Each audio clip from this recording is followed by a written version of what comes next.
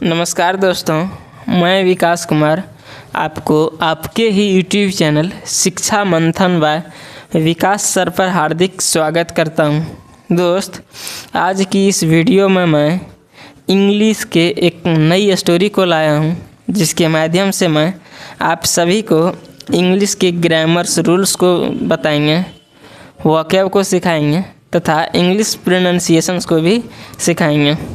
मैं इस स्टोरी का पूरा हिंदी में ट्रांसलेट करने वाला हूं, तो आप इसे लास्ट तक ज़रूर देखिए। सबसे पहले स्टोरी का हेडिंग को देखते हैं, उसके बाद स्टोरी को रीड करेंगे। तो स्टोरी का हेडिंग क्या है देखते हैं। हेडिंग है रिमूविंग द स्टार्स। देखिए, स्टार मतलब होता है तारा, स्टार्स जो है इसका प्लूरल है, इसका मतलब हो जाएगा तारे, और रिमूव मतलब होता है हटाना, तो क्या हो जाएगा तारे को हटाना। ये हेडिंग का जो शीर्षक जो है, स्टोरी का जो शीर्षक है, उसका क्या हिंदी हो जाएगा तारे को हटाना। चलिए स्टोरी को रीड करते हैं। देखिए, long ago there were two brothers. देखिए, लॉन्ग एगो मतलब काफ़ी समय पहले, देयर वर टू ब्रदर्स दो भाई थे। देखिए, देयर का मतलब होता है वहाँ पर, देयर का यहाँ कोई अर्थ नहीं आएगा। क्यों नहीं आएगा? क्योंकि देयर जो आया है वो फॉल्स सब्जेक्ट की जगह आया है। जब भी सेंटेंस देयर से शुरू होता है, तो वो जो देयर वहाँ होता है वो फॉल्स सब्जेक्ट की जगह आता है। तो क्या हो जाएगा, दो भाई थे, क्या कौन कौन? तन्यान और जोसू। देखिए क्या नाम दिया है, तन्यान एंड जोसू। दो भाई कौन कौन थे? तन्यान और जोसू थे, है ना।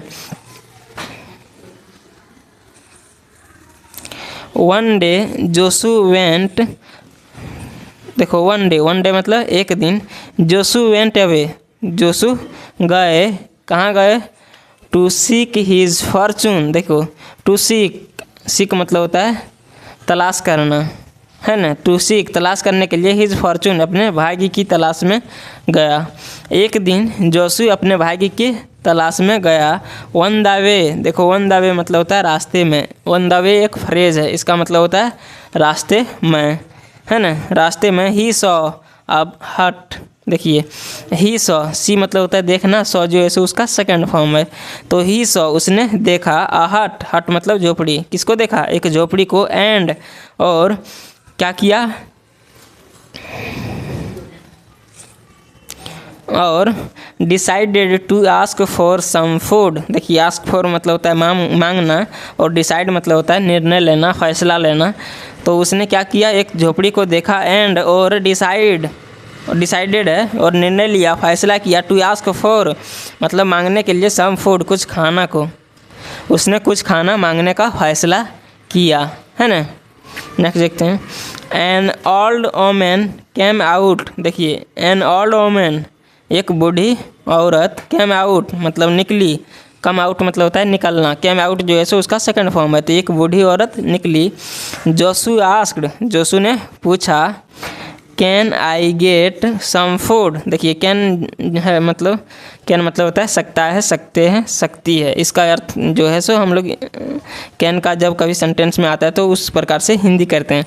कैन आई गेट, क्या मुझे मिल सकता है? देखिए, गेट मतलब होता है मिलना, तो क्या मुझे मिल सकता है सम फूड कुछ खाना। उसने क्या पूछा? उसने पूछा कि क्या मुझे कुछ खाना मिल सकता है। द वोमेन रिप्लाइड, औरत ने जवाब दी, महिला ने जवाब दी, एस हाँ, बट लेकिन, only if you remove all the stars from my pool. देखिए, एस मतलब हाँ, बट ओनली इफ़ लेकिन केवल तभी जब, यू रिमूव तुम हटा दो, ऑल द स्टार्स यानी कि सारे तारे को, फ्रॉम माई पूल मेरे पूल से। केवल तभी तुमको खाना मिलेगा जब तुम सारे तारे को मेरे पुल से हटा दोगे, है ना। वही उस औरत ने कही। जोसू वाज पजल्ड, जोसू चकित हो गया। पजल्ड मतलब क्या होता है? चकित होना, हैरान होना। तो जोसू क्या हो गया? हैरान हो गया था। ही थॉट, देखिए थिंक मतलब होता है सोचना, थॉट जो है उसका सेकंड फॉर्म है। तो ही थॉट उसने सोचा, क्या सोचा? It is an impossible task. देखो इट इज़ मतलब यह है, एन इम्पॉसिबल एक असंभव टास्क, टास्क मतलब काम, यह एक असंभव काम है। एज मतलब क्योंकि the stars are just a reflection in the water. देखिए क्यों असंभव है, क्योंकि एज मतलब क्योंकि द स्टार्स यार तारे हैं, यार मतलब क्या होगा, हैं, जस्ट अ रिफ्लेक्शन मतलब केवल एक प्रतिबिंब, जस्ट मतलब केवल, तो केवल एक प्रतिबिंब, इन द वाटर किस में, पानी में। देखो पानी में तारा नहीं था, उसका क्या था, प्रतिबिंब था, तो वो चकित हो गया। देखिए having lost the will, will मतलब होता है इच्छा, तो हैविंग लॉस्ट मतलब खोकर, द विल इच्छा को खोकर, ही रिटर्न होम, ही रिटर्न वह वापस आया, रिटर्न मतलब क्या होता है, वापस आना, तो ही रिटर्न वह वापस आया, होम होम मतलब घर, वह वापस घर आया। देखिए he told Tanyan everything, he told उसने कहा, टेल मतलब होता है क्या है ना, टोल्ड जो है उसका सेकंड फॉर्म है, तो उसने क्या कहा, एवरीथिंग मतलब सभी चीज़, किसको, तन्यान को, अपने भाई को। Now a curious Tanyan approached the women, now मतलब होता है अब, तो अब क्यूरियस तन्यान, क्यूरियस मतलब होता है उत्सुक, तो अब एक उत्सुक तन्यान अप्रोच्ड द वोमेन, तो कहाँ पहुँचा, देखो अप्रोच मतलब होता है पहुँचना, वहाँ जाना, तो कहाँ, एक औरत के पास पहुँचा, उस औरत के पास क्या, वो तन्यान जो है सो पहुँचा। The old women gave him the same task. देखो द ओल्ड वोमेन मतलब वो बूढ़ी महिला, बूढ़ी औरत, गैव हिम उसे भी दिए, गिव मतलब होता है देना, गैव जो है सो सेकंड फॉर्म है, तो उनको भी दिए, द सेम टास्क उसी कार्य को। देखिए टास्क मतलब होता है काम, काम कार्य, और सेम मतलब वही, तो बूढ़ी औरत ने उसी कार्य को उसको भी, तन्यान को भी दी। बट लेकिन तन्यान वाज क्लेवर, देखिए क्लेवर मतलब होता है चालाक, चतुर, लेकिन तन्यान क्या था, तन्यान था, वाज मतलब था, तो तन्यान था क्या, क्लेवर, क्लेवर मतलब चतुर, तन्यान चतुर था। ही टूक a bucket and emptied the water from the pool. देखिए ही टूक उसने लिया, अ बकेट किसको, अ बकेट, बकेट मतलब बाल्टी को, उसने एक बाल्टी को लिया, टेक मतलब होता है लेना, है ना, और टुक जो है सो उसका सेकंड फॉर्म है, तो ही टुक उसने लिया, अ बकेट एक बाल्टी को, एंड और एम्प्टीड और खाली किया, एम्प्टी मतलब होता है खाली करना, एम्प्टीड खाली किया, द वाटर पानी को, फ्रॉम द पूल किससे, पुल से, पुल से। देखिए ये क्या है, पुल है, इसमें स्टार था, प्रतिबिंब है ना, ये क्या है, प्रतिबिंब है, उसने पुल को क्या किया, खाली कर दिया, पानी, पुल के पानी को खाली कर दिया बाल्टी से, है ना। देन मतलब उसके बाद, ही कॉल्ड आउट उसने बुलाया, क्या किया, कॉल आउट मतलब होता है बुलाना, कॉल आउट मतलब क्या होता है, बुलाना, तो उसने क्या किया, पुकारा, बुलाया, आई हैव रिमूव्ड मैंने क्या कर दिया, हटा दिया है। देखिए ये नया स्ट्रक्चर है, ये सब्जेक्ट है, उसके बाद क्या है, हैव आया हुआ है, उसके बाद वर्ब की थर्ड फॉर्म आया है। जब भी सेंटेंस में सब्जेक्ट के बाद वर्ब की, ये सब्जेक्ट के बाद हैज़ या फिर हैव आता है, उसके बाद वर्ब की थर्ड फॉर्म आता है, तो वो जो सेंटेंस होता है वो होता है प्रेजेंट परफेक्ट टेंस का। इसका जो हम लोग हिंदी करते हैं वो क्या करते हैं, क्रिया के अंत में लगाते हैं चुका है, चुके है, चुकी है, या फिर या है, ये है, ई है ना। तो क्या हो जाएगा, आई हैव कम रिमूव्ड मैंने हटा दिया है, देखिए या है लगा रहे हैं, मैं हटा दिया हूँ या फिर मैंने हटा दिया है, ऑल द स्टार्स सारे तारों को, मैंने सारे तारों को हटा दिया है।